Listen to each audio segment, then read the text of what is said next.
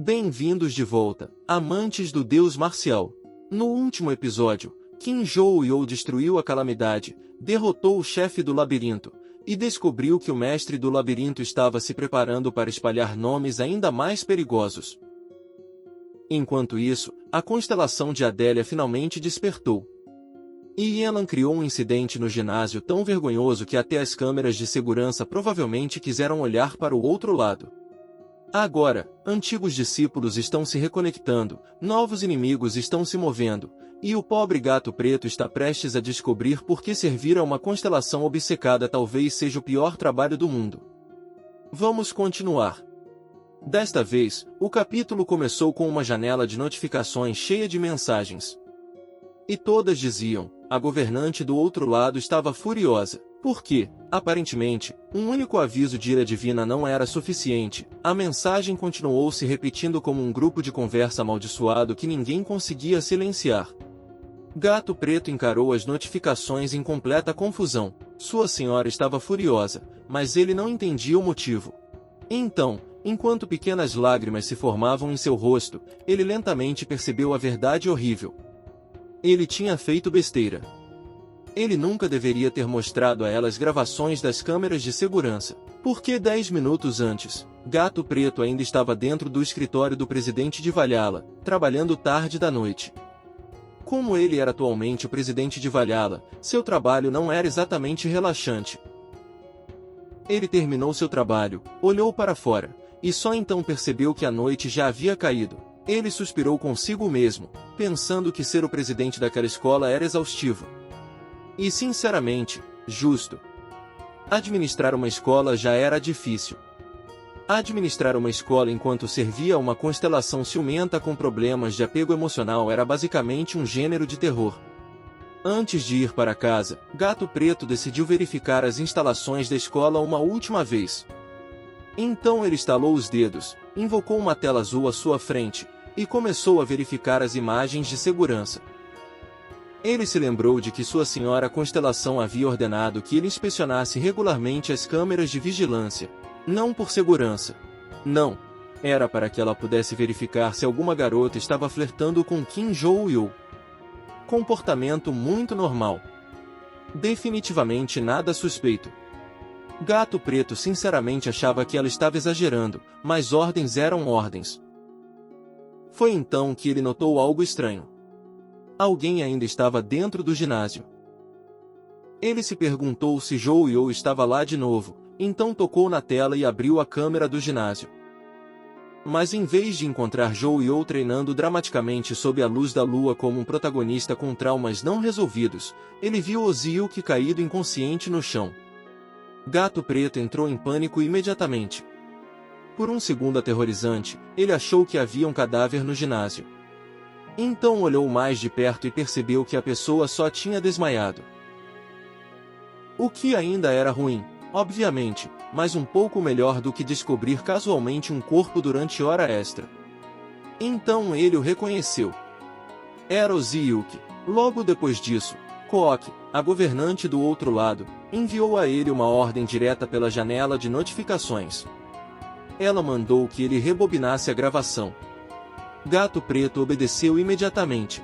Porque quando uma constelação furiosa mandava você fazer alguma coisa, você não fazia perguntas adicionais. Ele voltou a gravação até encontrar o momento antes de Ozzyuk desmaiar. Naquele ponto, o cara ainda estava de pé normalmente no ginásio. Gato Preto disse que verificaria o que tinha acontecido, e Kook concordou. Então a gravação revelou a verdadeira culpada. Yelan estava de pé bem na frente de Ozzyuk. Gato Preto ficou surpreso ao vê-la ali. Então ele assistiu Yelan jogar uma toalha no chão e dar um passo à frente. E ela de repente acertou Ozzyuk diretamente no estômago. Depois ela fugiu. Simples assim. Sem explicação dramática. Sem discurso de vilã. Sem confissão emocional. Só uma toalha, um soco, e uma retirada tática. Gato Preto encarou a tela, completamente perdido. Ele não tinha ideia de por que ela o havia atacado de repente. Pior ainda, a câmera de segurança não tinha áudio, Então ele não conseguia ouvir o que tinha acontecido antes do ataque. Então Kook enviou outra mensagem. Ela mandou o Gato Preto rebobinar de novo, desta vez para a parte de Yana. Gato Preto respondeu instantaneamente como um soldado treinado diante do atendimento ao cliente divino. Suas palavras exatas foram: sim, senhora. Então ele rebobinou a gravação novamente e assistiu com mais atenção. E foi então que Kook entendeu tudo. Yanlan havia roubado a sagrada toalha suja de Zhou Yu. Uma toalha que tinha o cheiro dele, e ela tinha ousado cheirá-la. Basicamente, tratou aquilo como uma relíquia sagrada de romance proibido. Gato Preto resumiu a situação estranha. Ozio que não tinha apanhado por causa de um duelo, uma traição, ou algum conflito secreto de artes marciais. Ele tinha apanhado porque viu Yanlan cheirando a toalha de Zhou Yu. Gravações de segurança de manhã realmente capturavam as provas de ambiente de trabalho mais insanas imagináveis.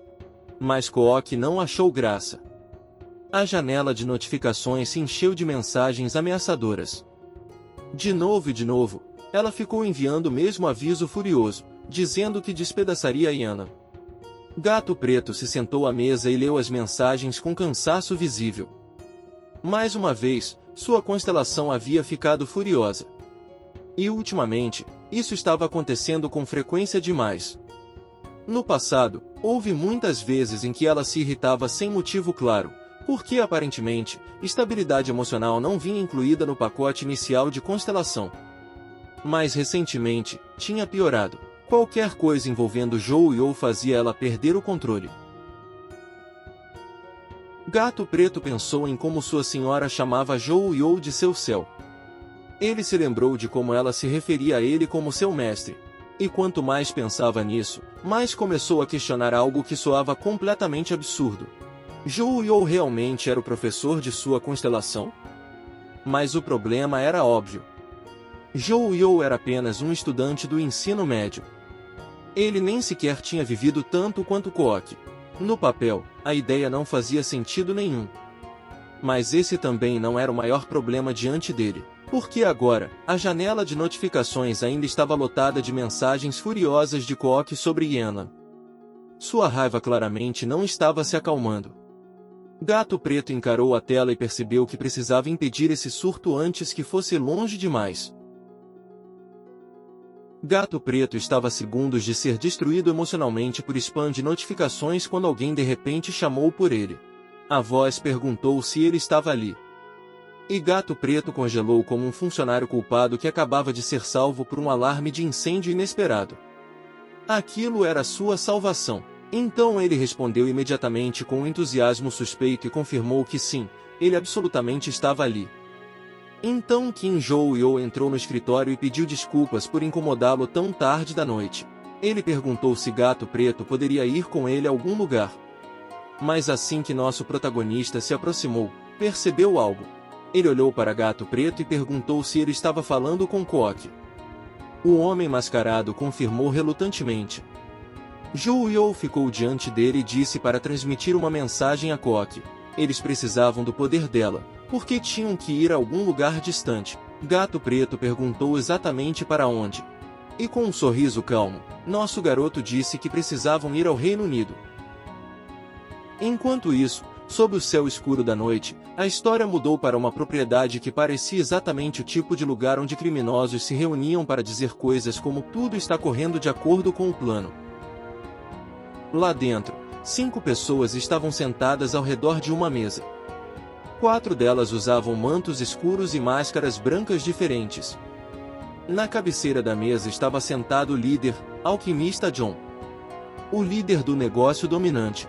Ele usava um manto branco e estava sentado com os braços cruzados, cercado por muitas outras figuras mascaradas de pé atrás dele. Ele perguntou se o plano havia sido concluído. Um dos homens encapuzados respondeu que sim. Ele explicou que Valhalla era protegida por cerca de 200 círculos mágicos de selamento projetados para impedir invasores. Além disso, cerca de 100 desses círculos protegiam o dormitório onde Zhou-Yu morava. Então, basicamente, Valhalla tinha segurança mágica suficiente para deixar um aeroporto com inveja. John sorriu, colocou uma mão no queixo, e disse que nada daquilo importava. Graças à habilidade de sua senhora Constelação, todos aqueles círculos seriam anulados de qualquer forma. Outro subordinado confirmou. Sua senhora Constelação, o alquimista imutável, era mais poderosa quando se tratava de dissipar magia e habilidades relacionadas à defesa. Então, assim que esse poder fosse usado, a proteção de Valhalla se tornaria inútil. Então o subordinado estendeu a mão e explicou o plano. Depois que ele anulasse os círculos mágicos, John e os 4 membros mascarados iriam direto atrás de Zhou Yu.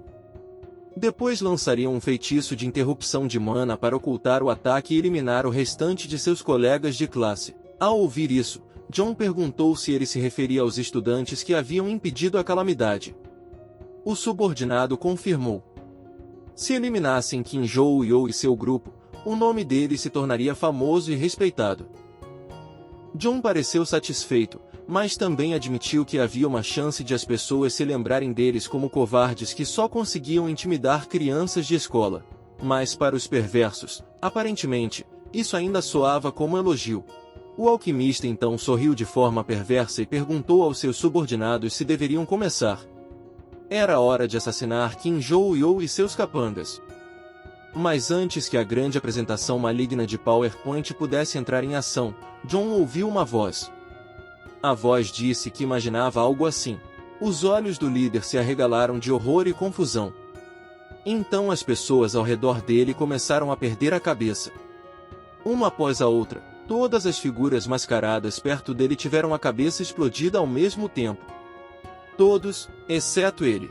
Em um momento, ele era o líder confiante de uma organização secreta. No seguinte, estava sentado sozinho no meio de uma sala cheia de subordinados sem cabeça.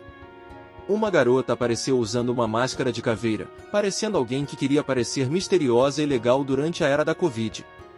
Ela disse a John que estaria disposta a deixar tudo passar se nada tivesse vindo daquele plano nojento dele. Mas então perguntou sarcasticamente se ele realmente planejava assassinar Qin Zhou Yu imediatamente. 4 assassinos apareceram diante de John, e a garota que havia falado segurava uma foice sobre o ombro. Um deles disse calmamente que deveriam ter matado o grupo de John desde o início. Outro assassino com uma máscara de caveira acrescentou que eles acabariam matando John de qualquer maneira, de acordo com a vontade de sua constelação. Mas, como as coisas aconteceram, poderiam fazer isso antes do esperado. John ficou atordoado, com suor se formando em seu rosto. Ele perguntou quem eles eram. A garota de cabelo roxo puxou o capuz para trás e perguntou se aquilo era pista suficiente para ele descobrir. John imediatamente notou a tatuagem no pescoço dela. Era uma tatuagem do caractere chinês para um.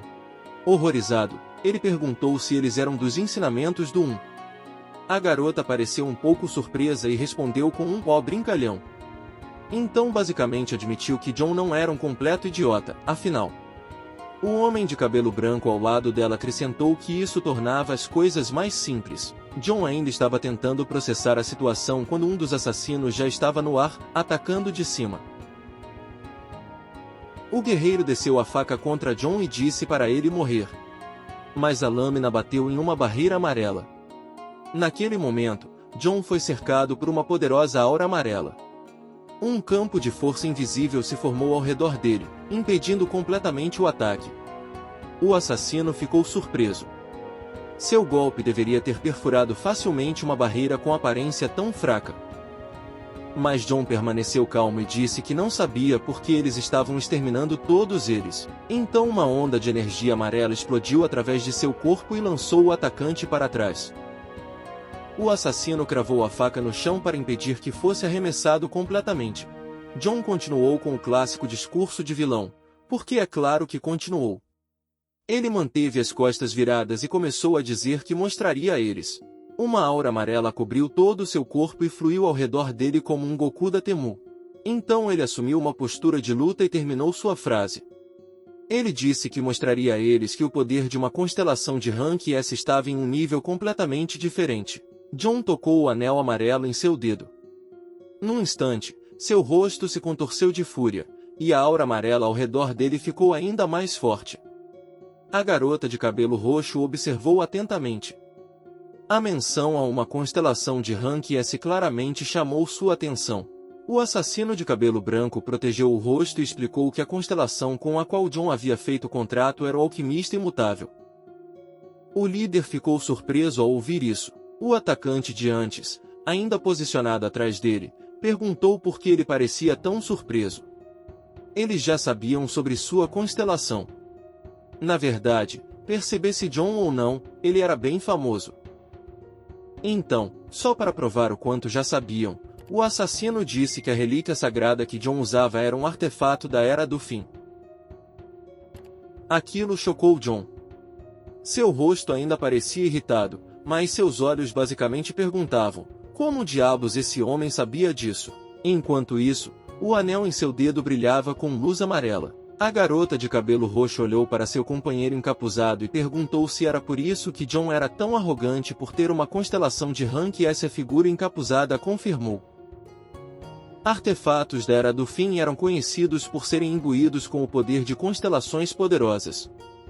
Luz olhou para John e explicou que o alquimista John ficou famoso porque obteve sua constelação de Rank S ao encontrar um artefato por acaso. Por causa disso, artefatos daquela era se tornaram extremamente valiosos no mercado. Então ele apontou a parte vergonhosa. Apesar de receber todo aquele novo poder, John só o havia usado para criar uma organização perversa patética. O líder ficou furioso e rangeu os dentes. Mana Poderosa se reuniu ao redor de seus dedos enquanto ele dizia que não queria ouvir mais nenhuma bobagem deles. Então ele lançou um soco envolto em aura amarela e gritou que já tinha terminado de ouvir insetos patéticos como eles. De repente, selos mágicos amarelos apareceram acima da garota e do homem encapuzado. Correntes douradas dispararam dos selos. Todos os três assassinos saltaram para trás para evitar o impacto, e as correntes se chocaram contra o chão, quebrando. A garota perguntou calmamente se aqueles eram círculos mágicos. Aparentemente, ela não sabia que o alquimista também podia usar aquilo. Mas John não se deu ao trabalho de responder. Seu corpo e seus dedos permaneceram cobertos por aura amarela enquanto ele estendia a mão. Então ele de repente ergueu a mão para cima. Assim, outro círculo mágico apareceu atrás da garota de cabelo roxo. Mas ela percebeu a tempo. Ela se abaixou sob o ataque e zombou dele, dizendo que ele a havia assustado. Então perguntou quantos círculos mágicos John havia lançado dentro da propriedade. E como não conseguiu resistir, acrescentou um insulto no final. Mesmo no meio de um assassinato, ela ainda encontrava tempo para atitude. Prioridades. Enquanto isso, o homem franziu a testa. Aqueles monstros conseguiam, de alguma forma, reagir a ataques vindo por trás de suas cabeças. Ele não sabia que habilidades eles tinham nem a qual constelação serviam, mas, em sua cabeça, ainda acreditava que tudo estava a seu favor. A alerta de Soiler não estava. De pé diante dos 4 assassinos dos ensinamentos do John pensou nas 1.200 barreiras mágicas da propriedade. Não havia como eles desviarem de todas. E além disso, ele tinha a habilidade de defesa absoluta do alquimista imutável. Com isso, não seria afetado por magia, e os assassinos não seriam capazes de matá-lo. Pelo menos, era nisso que ele acreditava. Enquanto a aura ao redor de seus dedos ardia, John pensou que, se seus companheiros ainda estivessem vivos, ele nunca teria conseguido usar sua próxima habilidade. Mas agora, já que todos eles estavam mortos, ele não tinha motivo para se conter. Então cortou o ar com a mão e ordenou que todos morressem. Nada aconteceu. Os guerreiros ficaram imóveis diante dele. A garota de cabelo roxo estava até coçando a orelha. Como se John tivesse perdido completamente a cabeça e estivesse lutando contra inimigos invisíveis em sua imaginação. Então ela levantou a mão e perguntou se ele realmente queria matá-los. Ele ia usar outro círculo mágico ou algo assim? Se fosse isso, por que nada estava acontecendo? Ela claramente estava brincando com ele agora. John ficou chocado. Internamente, ele se perguntou o que estava acontecendo. Ele definitivamente havia ativado os círculos mágicos. Então o assassino de cabelo branco olhou para ele e disse que tinha notado os círculos ocultos desde o começo. Ele explicou que havia mais de 1000 círculos com feitiços simples projetados para lançar correntes. Então disse que havia bloqueado cada um deles. John ficou atordoado. Ele perguntou se o assassino estava brincando. Se os círculos tivessem sido neutralizados, ele teria sentido, mas o assassino respondeu que não tinha anulado nada. Ele simplesmente os havia bloqueado. Era por isso que John não tinha percebido. A garota de cabelo roxo foi direto ao ponto. Envolveu enquanto ela explicava que bloquear aqueles círculos era a habilidade de seu companheiro. Então ela balançou a foice e enviou uma onda de choque na direção de John. John saltou para trás e pensou que sua defesa absoluta deveria conseguir lidar com aquele tipo de ataque. Mas cortes apareceram em suas mãos. Sangue espirrou enquanto ele encarava as próprias mãos em choque. A garota segurou a foice à sua frente e deixou claro que nem mesmo aquele ataque havia sido suficiente. O homem encapuzado também confirmou. John ficou sem reação. Ele olhou para as mãos e percebeu a terrível verdade. Sua defesa absoluta não estava funcionando. Então ele viu a katana do homem encapuzado indo direto para seu rosto. John conseguiu desviar, mas a lâmina ainda cortou sua bochecha. O homem encapuzado já havia fechado a distância num instante. John rapidamente torceu o corpo e preparou um soco. Com isso, ele conseguiu mandar o homem encapuzado para trás. O homem encapuzado caiu sobre um joelho e informou que as habilidades de combate do oponente eram melhores do que o esperado. Ele originalmente tinha pensado que o líder dependia apenas do poder de sua constelação.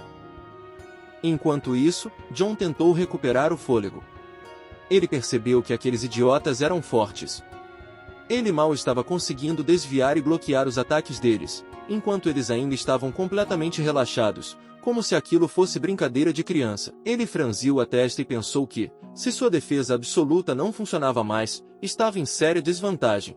Então, do nada, John perguntou se os assassinos concordariam em parar a luta ali mesmo. A garota obviamente ficou confusa. John olhou para os cadáveres de seus companheiros e disse que não conseguia entender por que eles tinham ido atrás deles, mas eles já haviam aniquilado quase todo mundo. Todos os membros do negócio dominante estavam mortos, exceto ele. Ele abriu os braços e perguntou se estavam mirando nele apenas porque ele era um perverso. Se fosse esse o caso, deixaria de ser naquele mesmo instante, em troca de deixarem ele ir embora. Que negociação! Muito confiável. Um homem cercado por subordinados decapitados, pego planejando assassinar estudantes, decidindo de repente largar a vilania como se estivesse cancelando uma matrícula de academia. O assassino com a máscara de caveira olhou para ele calmamente e esclareceu o mal-entendido. Eles não se importavam se ele era perverso ou não. Eles estavam lidando com ele porque ele havia mexido com alguém que nunca deveria ter tocado. John cerrou os dentes de raiva. Sua genial tática diplomática, de alguma forma, tinha falhado. Chocante. Então ele pensou seriamente sobre a situação. O único plano de assassinato que havia feito recentemente era o plano de hoje envolvendo Kim Jo-yeol. Isso significava que essas pessoas tinham vindo por causa disso? O pior grupo perverso tinha aparecido em sua base, massacrado cada um de seus homens, e se voltado contra ele só por causa de um estudante do ensino médio? Seu anel brilhou ainda mais enquanto ele percebia que as coisas estavam piorando. Não havia como resolver isso com diplomacia. A única forma de sobreviver era contra-atacar. Mana amarela o envolveu novamente. A garota de cabelo roxo pareceu surpresa com a quantidade de mana que o homem estava liberando. Mas o assassino com máscara de caveira explicou o que estava acontecendo. John estava usando materialização. Uma janela de notificação amarela apareceu diante de John. Ela dizia que o alquimista imutável havia respondido ao seu chamado. O líder rangeu os dentes. Normalmente, era necessário usar uma enorme quantidade de poder mágico para materializar uma constelação. Mas ele não tinha outra escolha. Então usou outra técnica. Uma constelação apareceu atrás dele. Em sua mente, John pensou que talvez tivesse que sacrificar sua vida e parte de sua reserva de mana. Mas pelo menos teria uma chance se conseguisse materializar sua constelação. Então, de repente, uma janela roxa apareceu diante do assassino com a máscara de caveira. Depois de ler a mensagem, o assassino pediu desculpas respeitosamente por perturbar a materialização do mestre alquimista. Até a constelação parecia confusa. Então o assassino disse que a própria constelação deles, o espírito de combate, tinha uma mensagem para ele. Ele explicou que John, o contratante do alquimista imutável, havia tentado ferir seu benfeitor, o deus das artes marciais. A constelação ficou chocada assim que ouviu esse nome. Ele olhou para John e perguntou se era verdade. John negou imediatamente. Ele gritou que só tinha planejado assassinar um estudante de Valhalla chamado Kim Joo-yo. Ele era claramente inocente. Mas a constelação simplesmente o chamou de tolo e começou a desaparecer. Sua materialização parou. John olhou para as mãos e viu outra mensagem. O alquimista imutável havia encerrado o contrato. John ficou chocado. Em seguida, a constelação tomou de volta todo o poder que havia concedido a ele. Do lado, o assassino parabenizou o alquimista John. Então explicou que, apenas alguns instantes antes, sua senhora constelação havia declarado que iria massacrá-lo pessoalmente. Em algum lugar de seu reino, a figura parecida com um demônio estava sentada com as mãos cruzadas, muito irritada. Depois daquele desastre, a história voltou para Kim Joo-yo. O protagonista parecia confuso e pediu que Gato Preto repetisse o que havia dito. O homem mascarado ficou diante dele e confirmou que tudo era exatamente como ele havia explicado antes. Não havia como Joo-yo encontrar as duas constelações ao mesmo tempo. Nosso garoto segurou a cabeça em frustração e perguntou se a santificação era necessária para encontrar uma delas. Gato Preto confirmou que, até onde sabia, essa era a única forma. Mas criar uma santificação não seria o fim. Como cada constelação precisava do próprio contratante para fazer uma santificação, fazer isso para múltiplas constelações exigiria uma quantidade enorme de mana. Havia um método possível. Eles poderiam sacrificar força vital. Mas Gato Preto recomendou fortemente contra essa opção, porque aparentemente, mesmo em um mundo cheio de espadas amaldiçoadas, organizações perversas e lunáticos divinos, algumas ideias ainda eram obviamente terríveis. Então Kim Joo-yo levantou um dedo e perguntou se segurar duas relíquias sagradas ao mesmo tempo permitiria que ele encontrasse as duas constelações. Adélia pareceu preocupada e disse que isso também não funcionaria. Ela explicou que encontrar uma constelação significava transferir a própria consciência para o reino mental daquela constelação. Aquele espaço era basicamente o próprio reino da Senhora Constelação inserido dentro do artefato. Por causa disso, dois desses reinos não podiam se sobrepor. Ela acrescentou que, embora constelações fossem seres superiores, estavam fortemente ligadas às suas relíquias. A menos que a constelação desaparecesse, era impossível entrar em outro reino pelo mesmo processo. Então Adélia deu o motivo final. Mesmo que o protagonista segurasse duas relíquias, sua consciência ainda era apenas uma. Isso significava que ele só poderia interagir com um reino por vez. Joo-yo ouviu tudo em silêncio. Então ele franziu a testa e perguntou a Brace se aquilo era verdade. Brace respondeu que sim. Ele disse que achava que Joo-yo já sabia, já que isso tinha sido explicado em aula. Mas nosso garoto claramente não tinha escutado a palestra. O protagonista ficou irritado e perguntou por que Brace não tinha contado antes. Então ameaçou espancá-lo dentro de seu reino mental mais tarde. Brace ficou assustado com a ameaça repentina, porque ser punido dentro da própria mente agora fazia parte do currículo. Então Joo-yo estendeu a mão e fez outra pergunta. Se ele não podia encontrar as constelações, ainda poderia falar com as duas ao mesmo tempo através de Gato Preto e Adélia? Gato Preto e Adélia pareceram preocupados. Ambos tinham algo a confessar. Então uma enxurrada de notificações apareceu ao lado deles. Adélia disse que, desde que Joo-yo e Gato Preto haviam chegado, ela estava recebendo um número ridículo de mensagens. Gato Preto acrescentou que a mesma coisa estava acontecendo com ele. Ele simplesmente as vinha ignorando antes. Então Gato Preto se virou para Adélia e transmitiu a mensagem de Kook. Kook disse que fazia muito tempo, pestinha. Adélia pareceu preocupada e disse que sua senhora também havia respondido. Sua constelação respondeu que fazia tempo, lunática. Zhou Yu fechou os olhos e segurou a cabeça enquanto as duas constelações começavam a trocar insultos sem parar. Então ele abriu um olho e se lembrou de algo. Aquelas duas nunca tinham se dado bem. Não importava o quanto ele as tivesse ensinado naquela época, elas nunca aprendiam a lição. Zhou Yu olhou para os contratantes e ordenou que dissessem às duas constelações para calarem a boca e ouvirem ele. Eles obedeceram imediatamente. Qin Zhou Yu ficou diante de Adélia e Gato Preto. Ele presumiu que a idiota e a maníaca já sabiam que aquele que havia começado tudo tinha se tornado muito ativo recentemente. Com uma expressão séria, Zhou Yu disse que já havia mencionado isso brevemente a Koaki antes. A última calamidade também tinha sido causada por essa mesma pessoa. Mas agora, algo muito pior poderia estar chegando. Tudo até agora tinha sido apenas essa pessoa aquecendo. Então Zhou Yu sorriu levemente e disse que, até recuperar sua força original, pegaria poder emprestado delas de vez em quando. Ele perguntou se tudo bem. Adélia sorriu e respondeu que sua constelação concordava com seu mestre. Gato Preto estendeu a mão e disse que sua própria constelação também sempre obedecia a ele. Ela estava pronta para ajudar com qualquer coisa que ele precisasse. Zhou Yu fechou os olhos e disse que isso era maravilhoso. Então ele sorriu levemente e pensou que restavam apenas 3 de seus discípulos. Ele precisava encontrá-los antes que o mestre do labirinto causasse mais problemas. Ele apontou para Gato Preto e ordenou que ele criasse uma passagem conectando a academia àquele lugar. Zhou Yu disse que viria ali com frequência. Gato Preto aceitou a ordem imediatamente.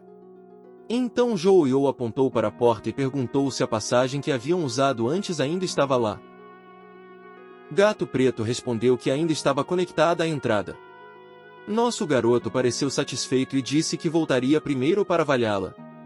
Ele disse a Adélia e Gato Preto que eles poderiam ficar para trás e se conhecerem direito. Como ambos eram contratantes de seus estudantes, eles se viriam bastante. Ambos pareciam hesitantes, porque a interação social forçada aparentemente era mais aterrorizante do que lutar contra deuses. Ainda assim, Gato Preto disse que entendia. Eles ficaram em um silêncio constrangedor. Então Adélia olhou para ele e disse que estava curiosa. Ela perguntou se ele era Gato Preto, o dono do mercado. Ele respondeu que era. Acrescentou que, por causa de certas circunstâncias, também era o presidente de Valhalla. Adélia disse que tinha ouvido isso da secretária, mas ainda perguntou por que ele tinha ido até lá. Gato Preto disse calmamente que era pelo mesmo motivo que o vice-presidente do clã Ventrix servia a Zhou Yu. Amanhã já havia chegado ao Reino Unido. Adélia disse que conseguia entender isso. Gato Preto agradeceu. Mais tarde, a história se moveu para outro lugar. Desta vez, era noite do lado de fora de um prédio de apartamentos abandonado. Os 4 assassinos estavam sentados ao redor de uma mesa, com um cristal roxo já colocado no meio. De repente, o cristal começou a brilhar. Uma voz saiu dele e disse que a maioria dos inimigos havia sido eliminada. O assassino com a máscara confirmou isso para sua senhora Constelação. O negócio dominante havia sido completamente destruído. Então a Constelação mandou que eles ouvissem uma nova ordem. Os assassinos perversos ouviram com seriedade. Desta vez, sua ordem era se tornarem protetores. Eles tinham que proteger Zhou Yu a qualquer custo. O homem de cabelo branco apoiou o queixo na mão e perguntou se isso significava que precisavam ficar perto de Zhou Yu o tempo todo. Ele sugeriu que deveriam se apresentar primeiro. Afinal, o alvo não era idiota. Se estranhos continuassem rondando ele como figurantes não pagos, ele definitivamente perceberia e ficaria desconfiado. O cristal brilhou de novo enquanto eles eram lenta, mas seguramente, destruídos a cada segundo que passava. A Constelação disse que isso não era necessário. Eles só precisavam observá-lo quando sentissem que ele precisava de ajuda. A garota de cabelo roxo estendeu a mão e perguntou se isso significava que precisavam se esconder enquanto ficavam por perto o tempo todo. A Constelação fez uma pausa por um momento e entregou a ordem importante. Eles deveriam se revelar assim que Zhou Yu dissesse certa palavra. O homem encapuzado perguntou que palavra era essa. E a Constelação disse que eles deveriam esperar Zhou Yu dizer um palavrão. Que foi censurado, Porque aparentemente este manhwa não foi feito para adultos. Mesmo que alguém perca a vida em todo episódio. Estranho como isso funciona. Enfim, o assassino com a máscara ficou surpreso e perguntou se essa realmente era a palavra ultra-secreta. A constelação sorriu. Então murmurou felizmente que sim. No dia seguinte, a história foi para o ginásio de Valhalla. Lá dentro, Jouyou segurava uma toalha na mão quando percebeu Oziyuki. Ele perguntou o que tinha acontecido com o rosto dele. Pedaços de algodão saíam do nariz de Oziyuki, e seu rosto estava cheio de curativos. Ainda assim, o cara disse para ele não se preocupar com isso. Então apontou para si mesmo e pediu que Jouyou o deixasse se tornar seu aluno. Jouyou ficou surpreso. Mas imediatamente disse não. Simples. Oziyuki ficou confuso com a rejeição instantânea. E Jouyou, como se quisesse machucá-lo 2 vezes, esclareceu que a resposta era não. Então o garoto loiro abaixou a cabeça e disse que os rumores eram verdadeiros. Afinal, nosso garoto não fazia ideia de que rumores ele estava falando, então perguntou. Então Oziyuki revelou que as pessoas estavam dizendo que Jouyou só aceitava garotas como discípulas porque estava criando um harém. Jouyou ficou completamente chocado. Ele imediatamente ficou furioso e perguntou que tipo de idiota estava espalhando aquela bobagem. Ele apontou para as garotas atrás dele e esclareceu o mal-entendido. Arrin e o Soyun tinham ido até ele primeiro e pedido para aprender com ele. Então ele olhou para Yenan, que claramente não queria fazer parte daquela conversa depois do que tinha acontecido no episódio anterior, mas admitiu que ela era a única a quem ele pessoalmente havia oferecido ensinar.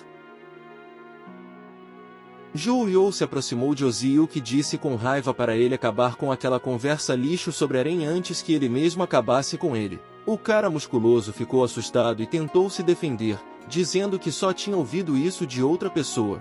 Jouyou então perguntou se ele achava que ainda havia espaço para ele quando 3 pessoas já estavam sentadas no pescoço dele. Oziyuki aceitou essa lógica em silêncio. Mas internamente, nosso garoto sentiu que estava perdendo uma oportunidade. Ele havia recusado Oziyuki por apenas um motivo. Ultimamente estava extremamente ocupado com seu próprio treinamento. Ainda assim, ter alguém relativamente capaz de lutar contra monstros ao lado deles e torná-lo mais forte definitivamente ajudaria. Então Jouyou de repente teve uma ideia perigosa. Ele chamou Yenan. Verdadeiramente a pior pessoa possível. O rosto de Yenan já estava vermelho por causa de seu constrangimento anterior, especialmente porque Oziyuki foi quem tinha visto tudo. Infelizmente para ela, Jouyou sorriu com satisfação e disse que Yenan ensinaria o garoto loiro. Yenan, é claro, perguntou por que tinha que ser ela. Jouyou ficou entre eles e disse que ambos lutavam fisicamente e dependiam principalmente de força bruta. Isso significava que eles teriam boa sinergia, e treinar juntos seria útil. Então nosso garoto os deixou ali e disse que poderiam conversar por enquanto e se conhecer melhor enquanto ele treinava. Yenan só conseguiu ficar em silêncio, enquanto Oziyuki respondeu com um ok hesitante. Então o garoto loiro ficou apenas ali, encarando a garota, com o suor já escorrendo pelo rosto. Yenan corou, olhou para ele, e perguntou se ele queria dizer alguma coisa. Oziyuki se lembrou de como Yenan tinha batido nele. Ele disse que ela até tinha voltado e pisado no rosto dele enquanto ele estava inconsciente. Ele presumiu que fosse porque ela tinha ficado envergonhada com alguma coisa. Então olhou para Yenan e perguntou se era porque viu ela enxugando o suor do rosto. Se esse era o motivo, disse que teria cuidado a partir de agora. Enquanto isso, a garota tigre ficou completamente sem palavras. Yenan cobriu o rosto corado e percebeu que Oziyuki não tinha visto o que ela estava realmente fazendo. Este homem havia salvado acidentalmente sua dignidade por ser denso demais para entender a cena do crime. Então, com o peso do mundo tirado dos ombros, ela bateu de brincadeira no braço dele e disse felizmente para ele tomar cuidado a partir de agora. Oziyuki, ainda sem entender nada, simplesmente respondeu ok. Jouyou fechou os olhos enquanto escutava os dois. Então Yenan arrastou o pobre garoto loiro ferido para mostrar a ele seu novo método de treinamento. Oziyuki aceitou seu destino. Choi Arryn se aproximou do protagonista e chamou por ele. Ela perguntou o que ele planejava fazer, já que as férias escolares começariam na próxima semana. Nosso garoto nem sabia que havia férias. Então perguntou se eles já iam entrar de férias. Em sua mente, eles nem sequer tinham tido as finais ainda. Pelo que ele sabia, tinham feito apenas um teste. Arryn limpou o rosto e explicou que aquilo de que ele estava falando provavelmente era o exame escrito. Ela disse que o exame final originalmente focava em habilidades práticas. Por causa disso, a prova escrita era muito mais fácil. E eles estavam dispensados da parte prática. Zhou Yu finalmente se lembrou. O olho da grande floresta, onde eles haviam entrado durante a competição, tinha sido o local do exame prático final. Arryn confirmou. Aqueles que haviam passado pelo labirinto estavam dispensados. Foi então que nosso garoto finalmente entendeu. Mas, enquanto continuava treinando, disse que isso não mudava nada. Ele continuaria treinando ali de qualquer forma. Precisava aumentar um pouco mais seu treinamento pessoal. Arryn respondeu que faria o mesmo. O protagonista se virou e olhou para ela. Perguntou se ela não sabia pensar por si mesma. Ela podia fazer o que quisesse fora do tempo em que treinavam juntos. Mas Zhou Yu ficou surpreso quando Arryn respondeu que aquilo era simplesmente o que ela queria. Ela sorriu e disse que queria treinar e ficar mais forte assim como ele. Era a decisão dela. Zhou Yu fechou os olhos e concordou, se era isso que ela queria. Lá fora, a noite já envolvia o ginásio. Arryn disse que ainda iria visitar sua família algumas vezes. Ela tinha algumas aulas de sucessora para assistir lá. Zhou Yu disse para ela fazer o que quisesse. Então Yu Soo-yun entrou na conversa e disse que também ficaria para treinar com Zhou Yu. Infelizmente, ninguém escutou a pobre garota. Uma semana depois, a cena mudou para os Estados Unidos, para a Academia de Heróis. O presidente da academia, Beck, estava sentado à sua mesa, claramente preocupado com o que havia sobre ela. Sobre a mesa havia uma lâmina emitindo uma perigosa energia negra e vermelha. Beck baixou o olhar para a espada e se lembrou do que havia acontecido antes. Alguns dias antes, o presidente havia entrado em seu escritório. Ele ficou surpreso ao encontrar alguém esperando por ele. Claramente não esperava nenhuma visita naquele dia. Mas imediatamente reconheceu o visitante e perguntou se era Logan. Logan, o Destruidor Único, se virou e disse que estava esperando por ele. Beck rapidamente perguntou se Logan havia vindo ver seu filho antes das férias escolares. Mas o homem disse que esse não era o motivo. Ele não queria distrair seu filho dos estudos. Então Logan explicou que recentemente havia lidado com os perversos que tinham tentado mexer com seu filho. O presidente já tinha ouvido falar do incidente. Logan havia eliminado o grupo perverso chamado Crente Único. O homem fechou os olhos e disse que não havia nada de especial nisso.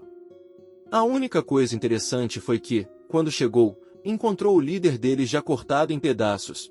Beck ficou atordoado e perguntou se tinha sido algum tipo de conflito interno. Logan disse que não tinha ideia de como aquilo aconteceu. Mas foi decepcionante. Beck perguntou se ele estava decepcionado porque não pôde matar o líder com as próprias mãos. Logan abriu os olhos com um olhar sério e disse que isso fazia parte. Mas o principal que queria era encontrar informações sobre morte sangrenta. Beck imediatamente pensou em morte sangrenta. Ele já sabia que era o grupo perverso que havia assassinado o pai de Logan. Então olhou para a espada na mão do homem e perguntou o que era. Logan examinou a lâmina e disse que ela havia chamado sua atenção quando atacou o esconderijo do Crente Único, então decidiu levá-la com ele. Ela era chamada de Espada da Insanidade. Beck ficou atordoado. Perguntou se era a mesma espada que havia forçado seu dono a massacrar toda a própria guilda. Ele tinha ouvido que a espada desapareceu depois daquele incidente. Logan também não sabia por quê, mas de alguma forma, o grupo perverso a tinha. Então ele olhou para a lâmina e disse que sentia como se a espada tivesse tentado falar com ele recentemente. Beck deu um passo para trás e perguntou a Logan se ele tinha certeza de que não estava possuído. O homem respondeu com lógica perfeita. Se estivesse possuído, nem Beck nem a academia ainda existiriam. Argumento justo. Assustador, mas justo. Logan segurou a espada à sua frente e disse que ainda pensava claramente. Ele só estava irritado porque a lâmina continuava entrando em sua mente. Foi por isso que tinha vindo. Ele queria colocar a espada dentro do cofre de artefatos divinos da academia. O presidente concordou, mas ainda tinha uma pergunta. Ele perguntou seriamente o que a espada havia dito a ele. Logan segurou a katana e hesitou por um segundo. Então murmurou as palavras. Encontre meu mestre. De volta ao presente, o presidente olhou para a espada da insanidade e continuou pensando. Ele havia tentado colocá-la no repositório, mas as constelações dentro das outras relíquias reagiram violentamente a ela. Por isso a lâmina agora estava sobre sua mesa. Beck se perguntou o que sequer significava a espada encontrar seu mestre.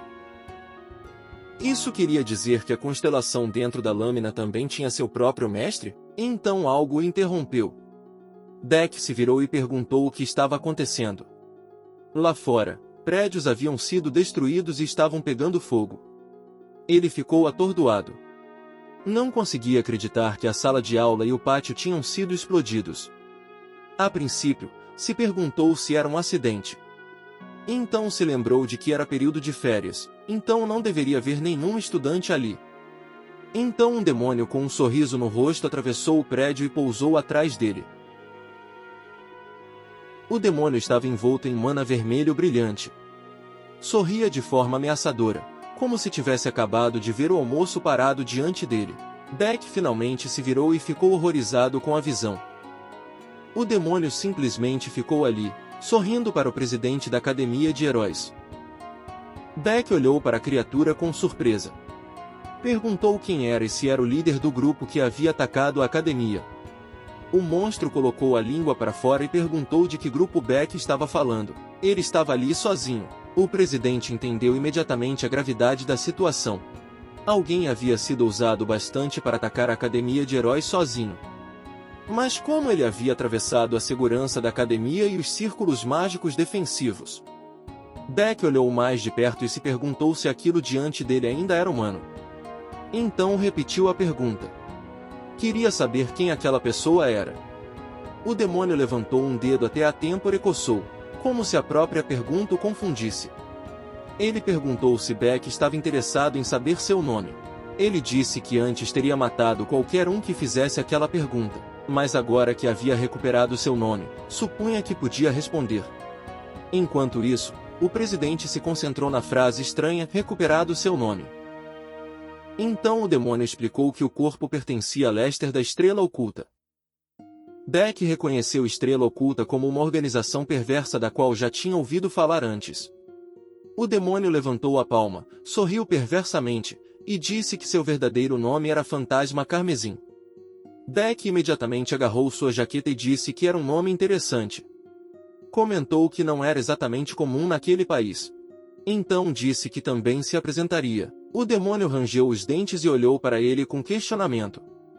Beck arregaçou a manga e disse que seu nome era Beck, o presidente da Academia de Heróis. Então cerrou o punho, e magia verde brilhou ao redor dele. Disse que, em seu auge, as pessoas o chamavam de Beck, o maníaco das bombas. Então avançou na velocidade de um raio. Em um instante, apareceu bem ao lado de Fantasma Carmesim, pronto para liberar a energia verde reunida em seu punho. Ele acertou um soco diretamente no estômago de Fantasma Carmesim. A energia verde atravessou diretamente o demônio, mas, no momento seguinte, Beck observou surpreso. Fantasma Carmesim elogiou sua habilidade. Então perguntou se sua constelação tinha uma habilidade de explosão. O demônio sorriu de forma ameaçadora e disse que sua própria habilidade era um tanto parecida. Energia escura se reuniu ao redor do corpo vermelho de Fantasma Carmesim. Beck ficou chocado. O demônio não estava ferido de jeito nenhum depois de seu ataque. Um humano normal atingido por aquele ataque teria virado pó. Então Fantasma Carmesim de repente balançou a mão e reuniu energia vermelha enquanto sorria. Ele atingiu Beck no peito. Sua palma tocou o corpo de Beck, e a energia derreteu tudo em seu caminho. Então explodiu. Luz irrompeu para fora, rasgando parte do prédio e arremessando Beck para fora dele. Enquanto ainda estava no ar, o presidente pensou que desmaiaria por causa da explosão a qualquer segundo. Então o fantasma carmesim de repente avançou para perto dele. O demônio levantou a perna, pronto para dar o golpe final. E então chutou seu oponente diretamente no peito. Naquele momento, tudo que Beck pôde fazer foi gritar de dor. Mais uma vez, ele foi lançado voando, desta vez caindo em direção ao chão. Ele se chocou contra o piso e gemeu. Quando olhou para cima, viu o demônio pousar ao seu lado. Beck se sentou de novo e se perguntou como o fantasma carmesim podia ser tão forte. De onde vinha aquela força monstruosa? O demônio sorriu e perguntou se o homem ainda estava vivo. Ele era bem resistente. Então o fantasma carmesim disse que ele era diferente do outro lixo espalhado por ali. Ao ouvir isso, Beck olhou ao redor. Foi então que viu os cadáveres. Ele rangeu os dentes e entendeu o problema. Ninguém havia informado a ele sobre o que estava acontecendo dentro dos muros da academia porque Fantasma Carmesim já havia matado tantas pessoas. Ninguém podia vir, mesmo que quisesse. Beck cerrou os dentes de raiva. Seus punhos se iluminaram com magia verde enquanto juntava os nós dos dedos e chamou Fantasma Carmesim de todas as palavras que o YouTube provavelmente preferiria que não repetíssemos. Então bateu o punho contra o chão. Energia verde se espalhou em todas as direções a partir do impacto. Magia explodiu pelo chão, e uma onda de choque avançou em direção a Fantasma Carmesim. Mas o demônio apenas observou o ataque vindo até ele. Ainda assim, o ataque o atingiu e criou uma enorme explosão. Beck juntou as mãos e pensou que sabia que o ataque provavelmente era inútil, mas aquele ataque tinha um propósito diferente. Era apenas uma distração. Ele balançou o braço novamente, desta vez com energia verde densa cobrindo seu punho. Este era o ataque verdadeiro. Ele lançou o soco pelo ar, e energia verde se espalhou por todo o seu redor. Beck ficou parado depois do golpe, respirando pesado de exaustão. Então ficou chocado com o que viu. Fantasma Carmesim estava bem diante dele, sorrindo. O demônio disse que o ataque não foi ruim, mas Beck precisava de uma explosão mais forte se quisesse satisfazê-lo. Então ele balançou a mão. Beck conseguiu bloquear o golpe. Mas, assim como seu ataque anterior, o impacto físico nunca tinha sido o verdadeiro objetivo. A magia de Fantasma Carmesim começou a penetrar seu braço. No momento seguinte, ele viu bolhas se formando em sua pele. Então, de uma vez, seu braço explodiu com energia vermelha. Beck foi lançado para trás enquanto fechava os olhos de dor. Então finalmente perdeu todas as forças e caiu de costas. Fantasma Carmesim sorriu perversamente e se aproximou dele. Mas então o demônio parou, surpreso. Beck ainda conseguia abrir um olho. Fantasma Carmesim ficou impressionado com sua força. De alguma forma, o homem ainda estava vivo. Então o demônio ficou de pé sobre ele, brilhando com uma aura negra e vermelha. Disse que nem mesmo nenhum de seus contratantes na Estrela Oculta tinha sido tão resistente quando ele era a constelação deles. Para ele, a luta havia sido realmente divertida. Beck estava caído exausto no chão e perguntou se Fantasma Carmesim era uma constelação. O demônio sorriu e confirmou. Na verdade, ele era uma constelação chamada Tirano da Destruição. Então uma janela de notificação apareceu diante de Beck. A mensagem repetia que o maníaco das explosões amante da arte estava chocado. O presidente não conseguia acreditar no que estava vendo. Ele se perguntou por que sua senhora constelação estava reagindo daquele jeito. Então olhou para Fantasma Carmesim e pensou que aquilo não podia ser verdade. Esse demônio era mesmo uma constelação materializada? Fantasma Carmesim olhou para sua mão enquanto fumaça vermelha se reunia ao redor dela. Disse que não via sentido em brincar com Beck por mais tempo. Então estendeu a mão e mandou que ele morresse. Mas antes que Fantasma Carmesim pudesse acabar com ele, alguém chamou por trás. Chamou ele de cara dos chifres. E quem mais senão Kim Joo-yo estava de pé atrás do monstro, com uma mão no bolso e sua lâmina apoiada sobre o ombro. Ele disse a Fantasma Carmesim para parar de incomodar o pobre homem. Então nosso garoto pediu ao demônio que tentasse com ele em vez disso. E é aqui que o episódio de hoje termina. Kim Joo-yeol chegou bem a tempo de salvar o presidente da Academia de Heróis. Diante dele estava uma constelação que havia recuperado seu nome, o Tirano da Destruição.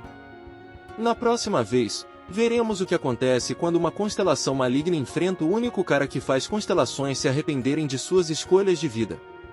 Se você gostou do episódio e quer a continuação, deixe um like, inscreva-se, e conte para a gente nos comentários. Muito obrigado a todos pelo apoio, e vejo vocês no próximo episódio de Plotoria.